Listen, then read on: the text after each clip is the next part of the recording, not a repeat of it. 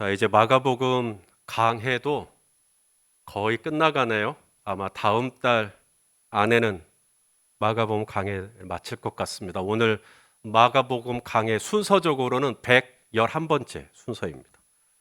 십자가에서 변한 사람들이라는 제목으로 말씀을 나누겠습니다. 지난 시간 예수님이 오전 9시에 십자가에 달리셨다가 오후 3시에 숨지셨습니다. 예수님의 처형의 모든 과정을, 집행 과정을 주도했던 로마의 백부장이 예수님이 십자가에서 숨지시는 모습을 보고 아주 인상적인 고백을 했죠. 우리 지난주 본문입니다마는 우리 39절 말씀 같이 한번 읽겠습니다. 시작. 예수를 향하여 섰던 백부장이 그렇게 숨지심을 보고 이르되 이 사람은 진실로 하나님의 아들이었도다 하더라. 자, 이 로마의 백부장이 뭘 봤대요? 예수님이 물을 가지고 포도주로 바꾸는 걸 봤대요? 예수님이 바람과 바다를 잔잔케 하는 걸 봤대요? 예수님이 물 위를 걷는 걸 봤대요? 예수님이 한센병자를 깨끗하게 하는 걸 봤대요? 예수님이 죽은 자를 살려내는 걸 봤대요? 예수님이 귀신 들린 자를 쫓아내는 걸 봤대요?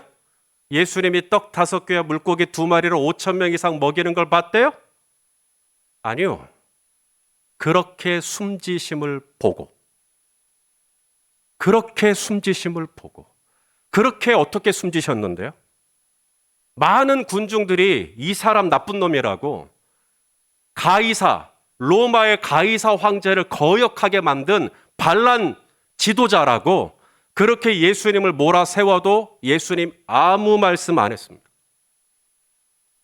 로마의 군인들이 예수님을 데리고 가서 옷을 벗기고 홍포를 입히고 가시로 엮은 가시관을 머리에 씌우고 갈대로 그의 머리를 내리쳐도 예수님은 말할 줄 모르는 사람처럼 가만히 계셨습니다. 39가닥으로 나누어진 가죽 채찍으로 어깨에서부터 다리까지 얻어맞아도 아무 말 안 했습니다.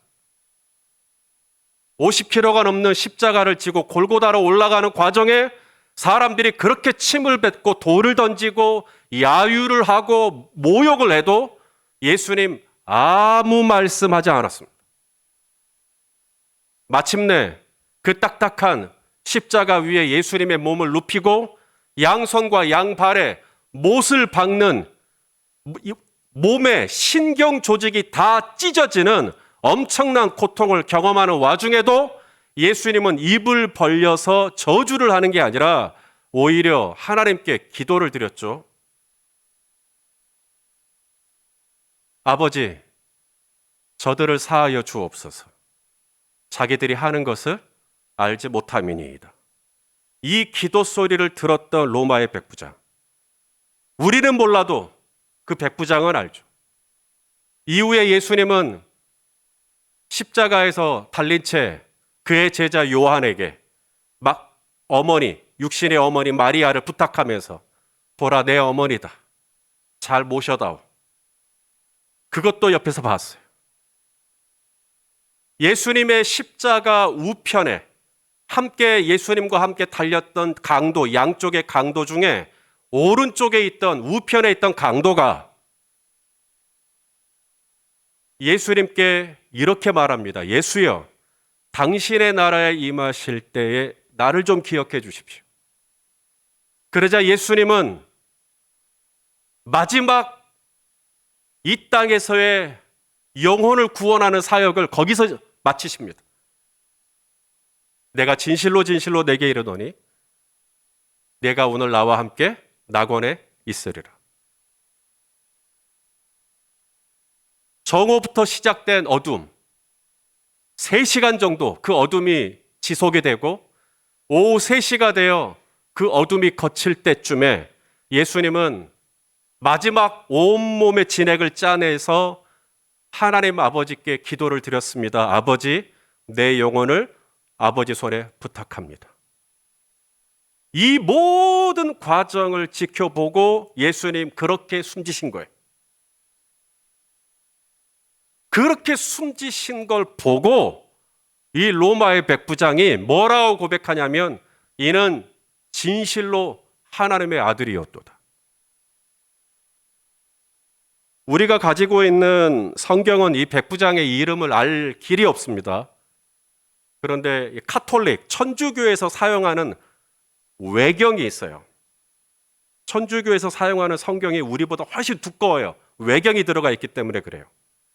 그 외경에 보면 이 백부장의 이름이 나와 있습니다. 페트로니우스.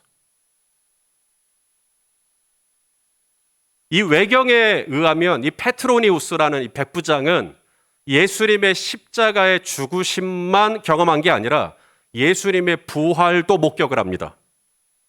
빌라도 총독이 예수님의 시신을 안치하고 난 다음에 돌을 굴려서 입구를 막고 이 무덤을 지키라고 이 페트로니우스, 그의 백부장, 이 군대에게 명을 해요.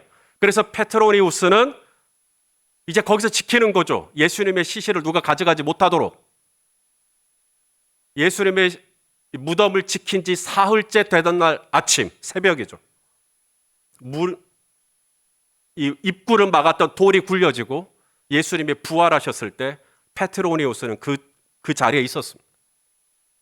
그래서 페트로니우스는 예수님의 십자가에서 숨지신 것만 본 게 아니라 그 예수님이 다시 부활하신 것도 봤어요.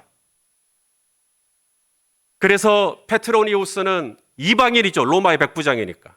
하지만 그리스도의 복음을 받아들였고 교회 전승에 의하면 페트로니우스는 터키에 있는 갑바도기아에서 순교한 것으로 전해져 내려오고 있습니다.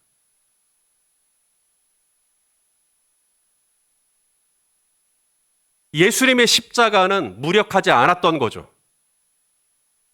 예수님의 십자가는 로마의 백부장 페트로니우스를 회심시켰고 예수님 우편에 있던 강도 또한 회심시켰어요. 죽은 사람을 살리고 물 위를 걷고 물을 포도주로 바꿔야만 사람이 바뀌는 게 아니더라는 거예요. 그런 기적과 이사와 표적을 경험해야만 사람이 바뀌는 게 아니라 그렇게 순지심을 보고도 페트로니우스가 바뀌고 그렇게 숨지심을 보고도 우편에 있던 강도가 바뀌어요.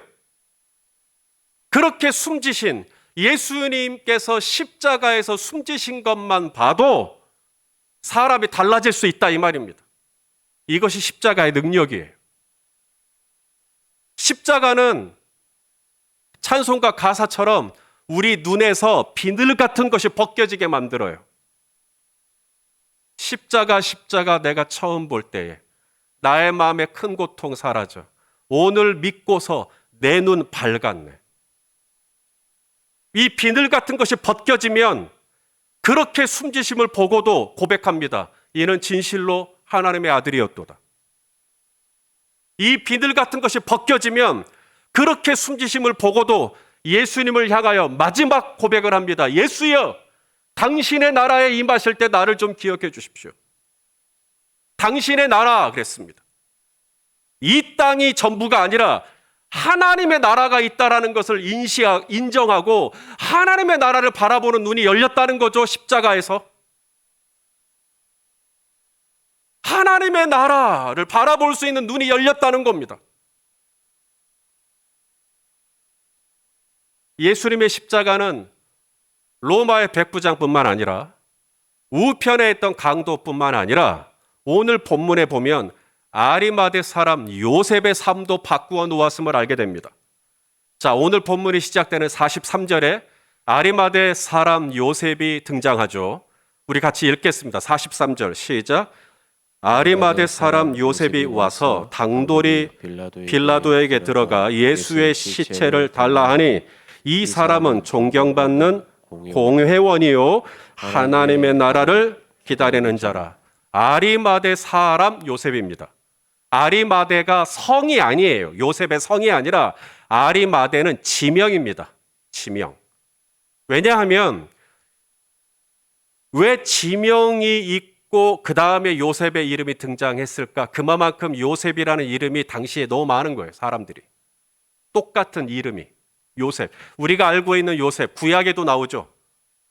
꿈꾸는 자 요셉. 요셉. 또한 그 사도행전에 보면 가룟 유다가 죽고 난 다음에 12제자 중에 유다가 죽었으니까 한 자리가 비죠. 그래서 그 한 자리를 채우기 위해서 이제 선거를 하는 겁니다. 2명의 후보로 압축이 되죠. 성경에 보니까 유스도라고, 별명이 유스도라고 하는 요셉. 그냥 요셉이라고 하면 누구 요셉인지를 몰라요.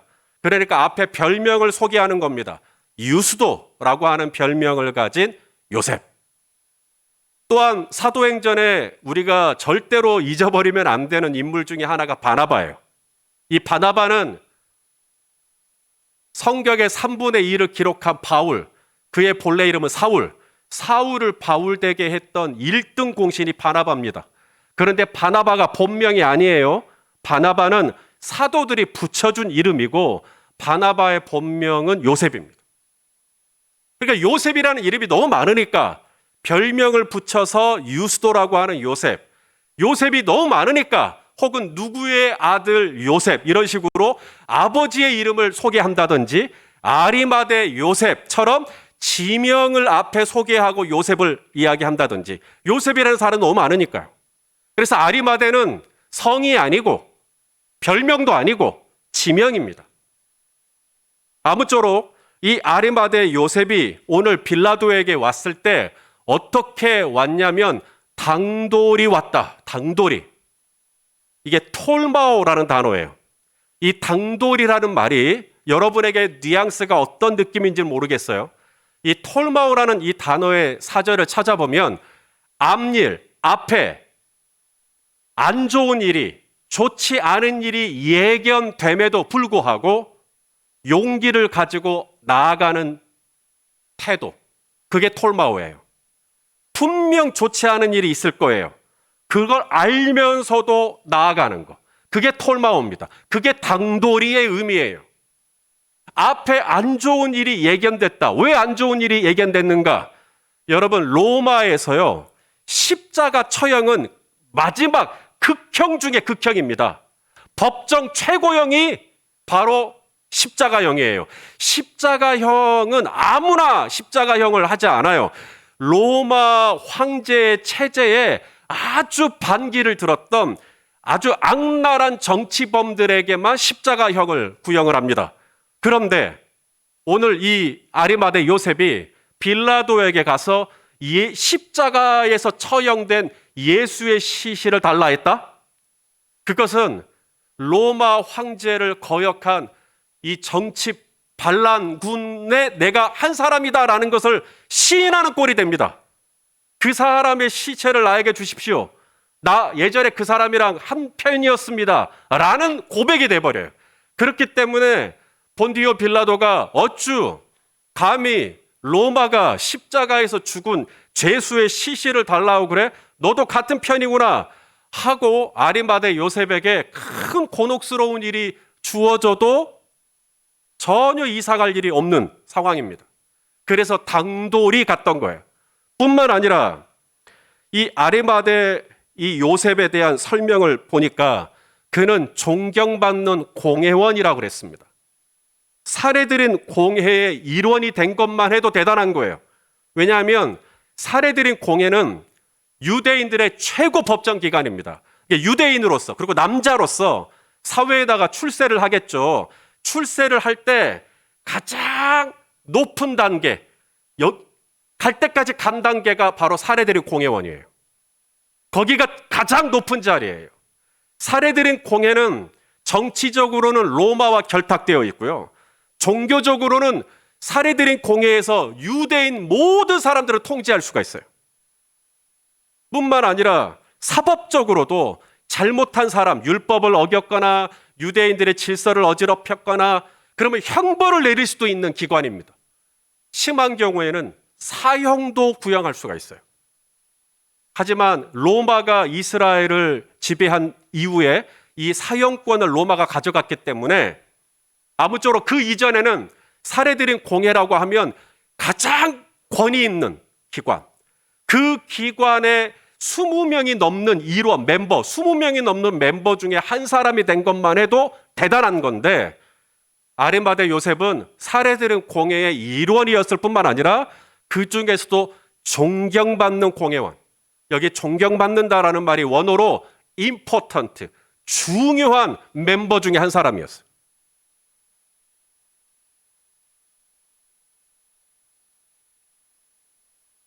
하나가 더 있어요. 마태복음에 보면 이 아리마대 요셉을 설명할 때 아리마대와 요셉 사이에 다른 복음서에 없는 단어 하나를 추가해요. 부자래요. 부자 요셉으로 소개가 됩니다.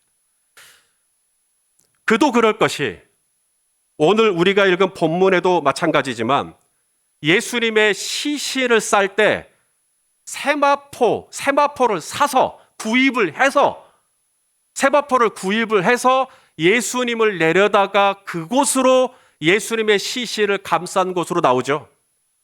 아, 세마포가 언제든지 살 수 있는 건가 보다. 아니요. 세마포는 굉장히 고급 실로 짜여진 값비싼 옷입니다.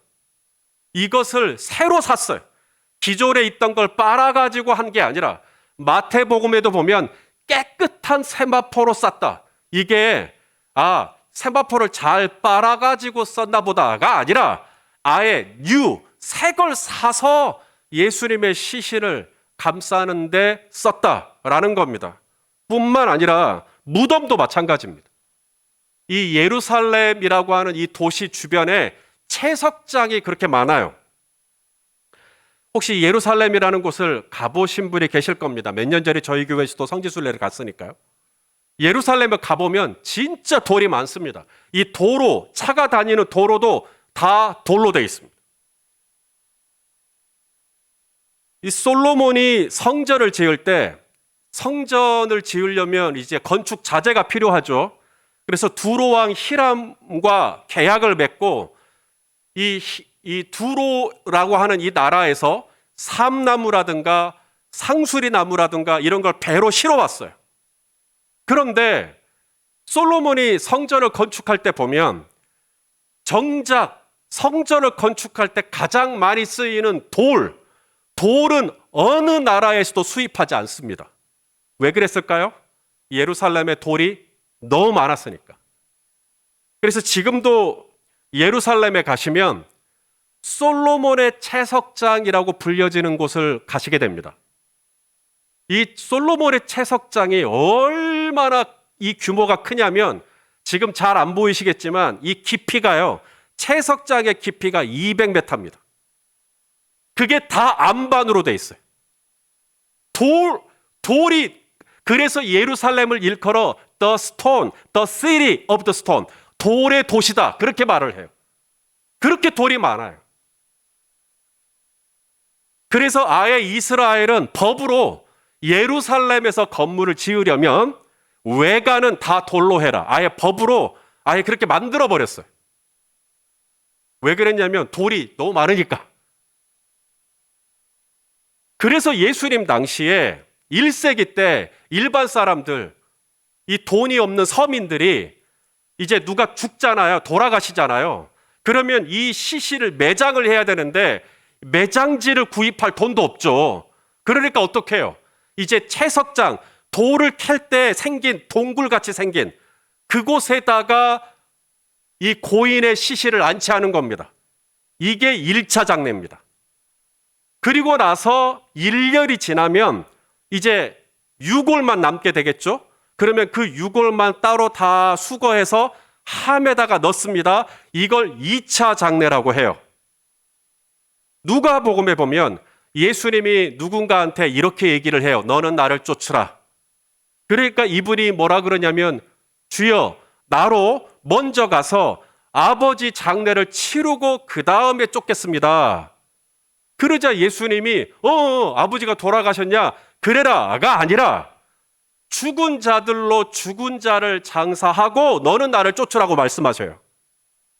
그러니까 이 본문을 오해하면 예수님은 내 아버지가 돌아가신 것도 미루고 예수님의 일에 헌신하기를 바라시는구나, 그렇게 오해를 합니다. 그거 아닙니다. 유대인의 장례 문화를 모르면 이 본문이 그렇게 미스언더스탠드로 가버립니다. 이 죽은 자들로 죽은 자를 장사하라는 말은 이미 1년 전에 그의 부친이 돌아가신 거예요. 그리고 1년이 지나서 유골만 모아서 함에 따로 담으면 되는 건데, 그건 남은 유가족들이 얼마든지 할 수 있는 일이라는 거예요. 그래서 죽은 자들로 죽은 자를 장사하게 하고, 그건 남은 네 형제들한테 하라고 하고, 너는 나를 쫓으라고 말씀하신 것이 본뜻인 겁니다. 아무쪼록 일반 사람들은 매장지를 구입할 만한 형편이 되지 않기 때문에 예루살렘 주변에 채석장에 여러 파여져 있는 동굴을 이용해 그곳에 시신을 안치했어요. 그러니 1년이 지나서 그 유골을 다 빼내면 그 공간이 비죠? 그러면 또 다른 사람이 그 공간을 또 이용하는 겁니다. 이처럼 하나의 매장지가 공동 소유가 되는 거죠. 이것이 일반 사람들인데 아리마대 사람은 부자잖아요. 그는 자기가 돈을 주고 무덤을 파요. 그래서 누군가가 이곳에 시신이 안치됐던 장소에 자기가 눕고 싶은 마음이 아닌 거죠. 그래서 자기가 새로 마음에 드는 구역에다가 파서 그것을 본인을 위한 이제 장소로 이 무덤을 준비했던 거죠. 근데 그곳에다가 예수님을 안치합니다. 자, 우리 마태복음의 말씀을 좀 볼까요? 마태복음 27장 60절입니다. 시작.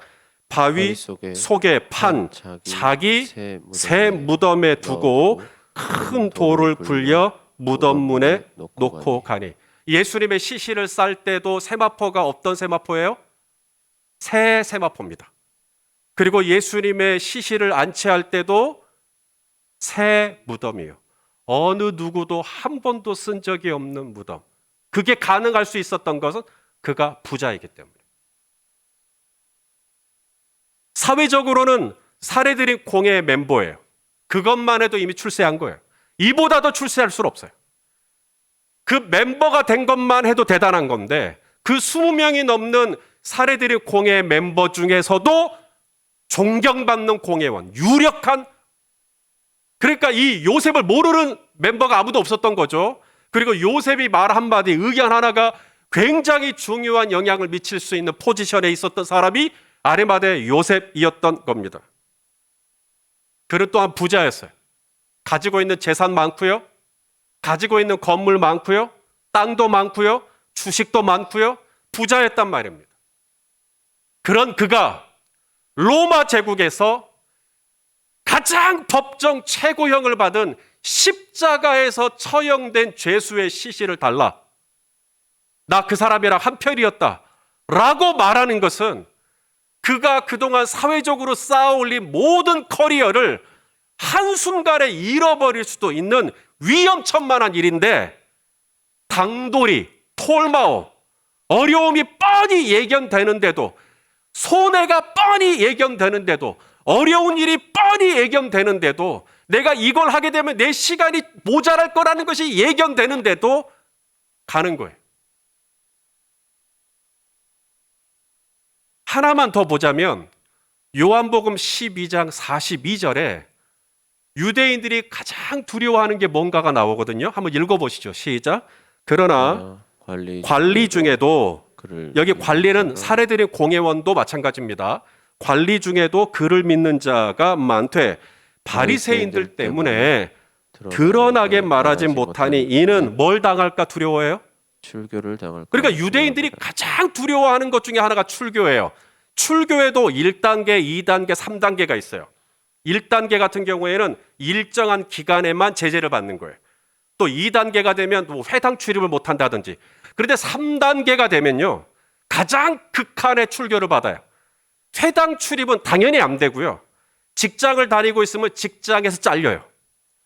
사업을 하고 있거나 장사를 하잖아요, 바로 문 닫아야 됩니다. 그에게 아들이 있고 딸이 있습니까? 혼사길 막힙니다. 출교당한 가문과 절대 결혼 안 해요. 출교를 당하게 되면 유대인이 아니에요. 더 이상 그냥 이방인 중에 한 명으로 취급해 버립니다. 완벽한 고립, 완전한 고립, 그게 출교예요. 지금 여기서 출교를 두려워한다는 출교는 3단계 출교로 말합니다. 내가 예수 믿는다, 나는 예수가 그리스도요, 나는 예수가 하나님의 아들이라 너 믿는다 라고 말을 해버리면 바리새인들에게 출교를 당하게 돼 있어요. 그게 당시의 분위기였어요. 그러니 오늘 이 아리마대 요셉도 그게 두려워서 숨겼던 거죠. 오늘 우리가 읽은 본문 38절에 보면 아리마대 사람 요셉이 예수의 제자애나 뭘 두려워해요? 유대인을 두려워한 이유, 유대인이 뭐가 무섭다고? 그게 아니라 출교를 두려워했던 겁니다. 그래서 지금까지 아무 말 못했던 거예요. 예수의 제자이지만 아무 말 못하고 끙끙 앓고 예수님이 마침내 십자가에서 숨을 거두셨어요. 그런데 참 놀랍죠? 예수님이 십자가에서 숨을 거두시는 걸 보고 아리마대 사람 요셉이 바뀌어요.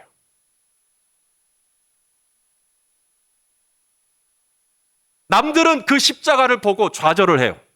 남들은 그 십자가가 부담스럽다고 도망을 쳐요.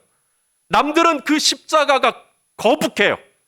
그런데 똑같은 십자가인데 거기서 페트로니우스는 이 사람은 진실로 하나님의 아들이었구나. 우편에 있던 강도는 예수여, 당신의 나라에 임하실 때 나를 좀 기억해 주십시오. 사람들이 바뀌어요. 똑같은 십자가인데 아리마대 요셉은 그동안 그렇게 두려워했던 유대인들, 출교, 그가 가지고 있던 모든 사회적인 커리어, 이걸 다 잃는 한이 있더라도 톨마오, 당돌하게 빌라도에게 가서 예수의 시신을 요구합니다. 예수님이 십자가에서 달리셨다가 네가 그리스도이든 내려와 보라. 그래서 내려와가지고 자신을 고통스럽게 했던 사람들을 다 보복하고 이런 걸 봤기 때문에 아리마대 요셉이 톨마오가 생긴 게 아니라니까요. 예수님은 털 깎는 자 앞에서 잠잠한 어린 양같이 그냥 무력하게 숨지신 걸 본 거예요. 그런데도 거기서 사람들이 뒤집어져요. 그 모습을 보고 누군가는 톨마오 용기가 생겨요. 내가 모든 것을 잃는다 해도 내가 오늘 예수님의 이 장례는 내가 치러드려야겠다. 아리마대 요셉 혼자서 어떻게 예수님의 장례를 다 치러요? 그때 이 아리마대 요셉과 함께 예수님의 장례에 참여했던 또 한 명의 인물이 있습니다. 마가복음에는 없지만 요한복음에는 니고데모, 바리새인 니고데모가 함께 참여해요. 이 바리새인 니고데모는 요한복음 3장에 예수님께 밤중에 사람들의 시선을 피해서, 왜냐하면 그도 사례들의 공회원이니까 예수님 낮에 만나버리면 자기한테 문책이 오니까 밤중에 몰래 예수님을 찾아왔던 니고데모입니다. 그도 예수님이 십자가에서 숨지심을 보고 예수님의 시신, 더운 나라다 보니까 시신이 빨리 부패하고 냄새가 나요. 그래서 예수님의 시신에 바를 향품을 준비하는데 모략과 침향 섞은 100리트라쯤 준비했다. 이게 어느 정도냐면 34kg이 넘는 향품이에요.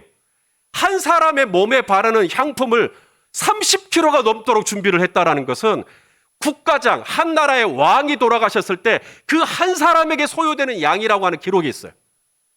이거 뭘 의미하냐면 십자가에서 처형된 극형의 죄수지만 니고데모에게는 이분은 죄수가 아니라 이분은 왕이신 거죠, 왕.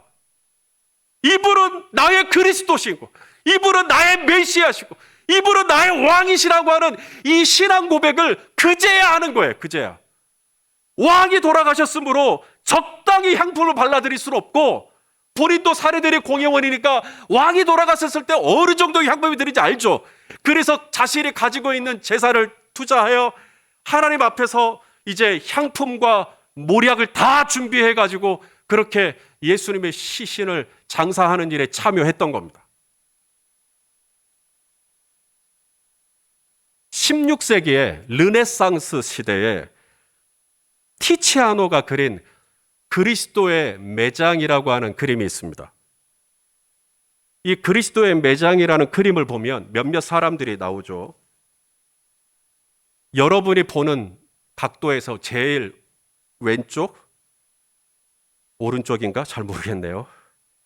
여성 2명이 나올 겁니다. 오늘 본문에 나오는 막달라 마리아, 요새 어머니 마리아 2명의 여성이 보이고 남자 3분이 보이죠. 한 사람은 누굴까요?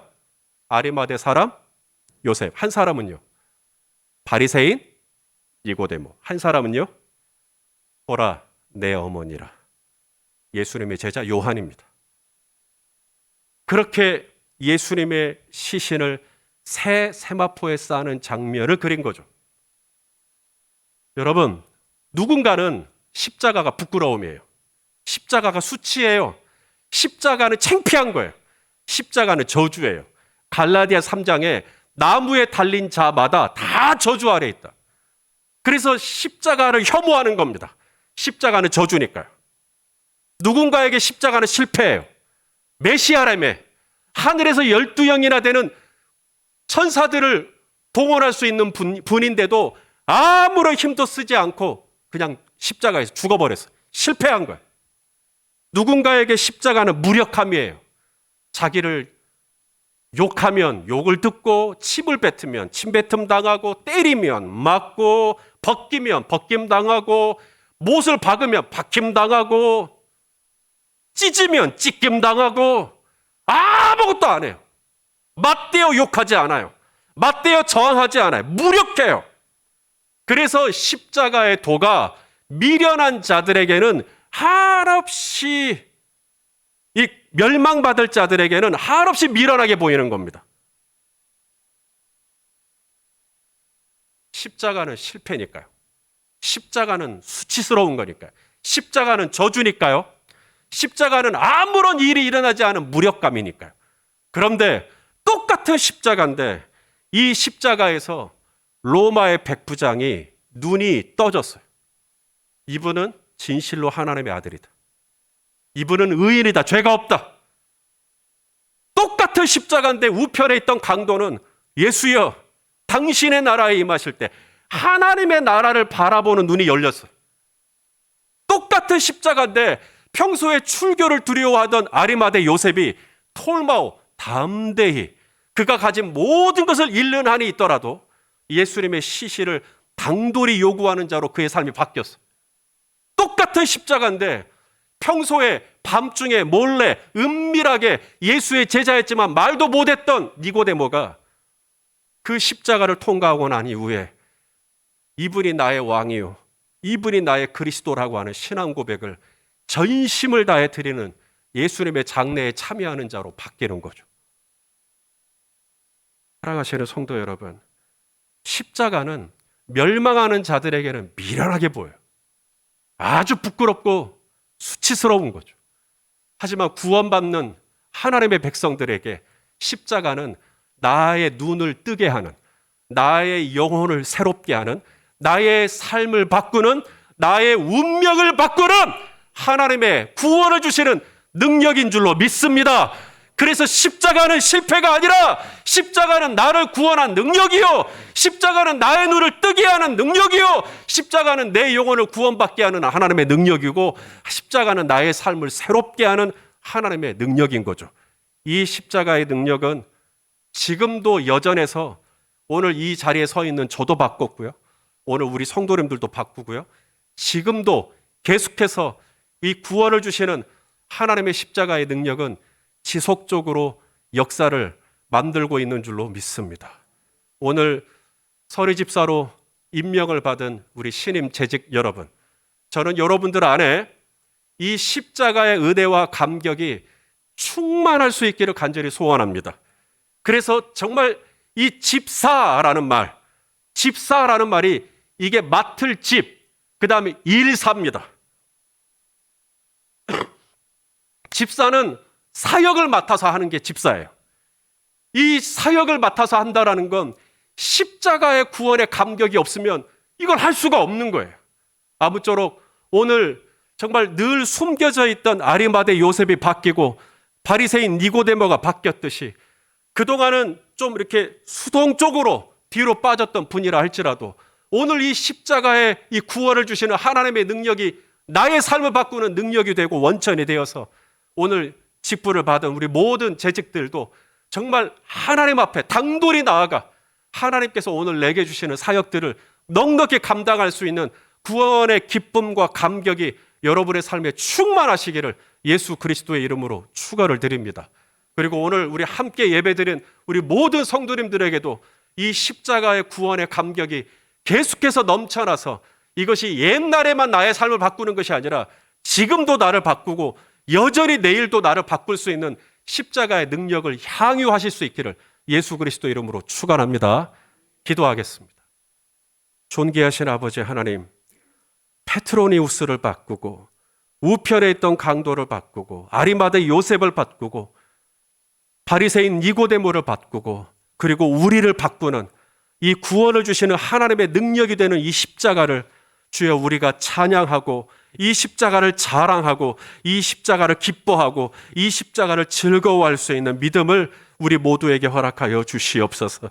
그래서 이 십자가가 얼마나 나에게 위대한 구원을 주시는 능력이 되는지를 날마다 순간마다 더 절절하게 깨닫고 알아 이 십자가에서 나의 삶이 더욱더 충만하게 바뀌어 예수 그리스도의 장성한 분량에 이르기를 주여 간절히 원하오니 우리에게 십자가의 은혜를 마음껏 부어 주시옵소서. 예수님의 이름으로 기도하옵나이다. 아멘.